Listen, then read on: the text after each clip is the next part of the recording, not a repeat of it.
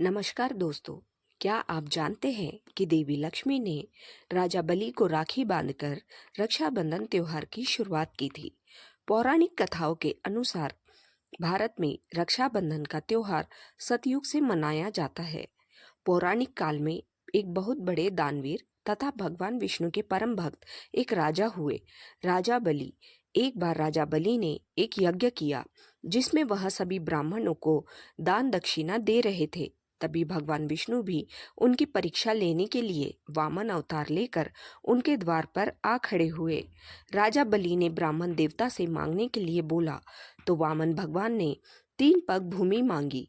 राजा बलि को अचरज हुआ, लेकिन उस समय पूरी पृथ्वी पर राजा बलि का राज्य था। उसने ब्राह्मण देवता से कहा, ले लीजिए, आपको जहाँ चाहिए 3 पग भूमि। किंतु वो कोई ब्राह्मण नहीं, भगवान के अवतार थे। वामन भगवान ने 2 पग में ही पूरी पृथ्वी और आकाश नाप लिया। यह देखकर राजा बलि समझ गए कि यह कोई साधारण ब्राह्मण नहीं, बल्कि साक्षात ईश्वर का अवतार है। तीसरे पग के लिए उन्होंने अपना सिर आगे कर दिया। तब भगवान राजा बलि से प्रसन्न हुए और वरदान मांगने को बोला तो राजा बलि ने भगवान को ही अपने साथ पाताल में रहने की विनती की। आखिर भगवान को राजा बलि की बात माननी पड़ी और वैकुंठ छोड़कर राजा बलि के साथ पाताल लोक जाना पड़ा। इधर प्रभु को आया न देख लक्ष्मी जी चिंतित हुए। उन्होंने खोजबीन की तो उन्हें पता चला कि भगवान अपने भक्त राजा बलि के यहाँ पाताल में रह रहे हैं। लक्ष्मी जी प्रभु की विवशता को जानती थी। तब नारद जी ने उन्हें एक युक्ति बताई।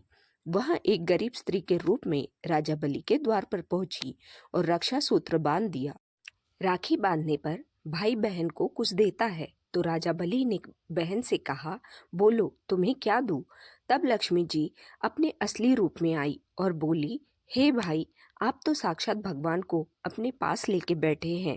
आप मेरे प्रभु मुझे लौटा दीजिए, मैं उन्हें ही लेने आई हूँ। तब राजा बलि ने भगवान को माता लक्ष्मी के साथ जाने दिया।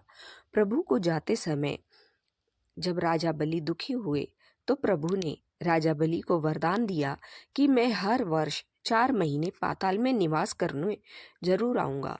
यह 4 महीने ही चतुर्मास कहलाते हैं, जो आषाढ़ की एकादशी या देवशयनी एकादशी से कार्तिक की एकादशी या देव उठनी एकादशी तक होता है।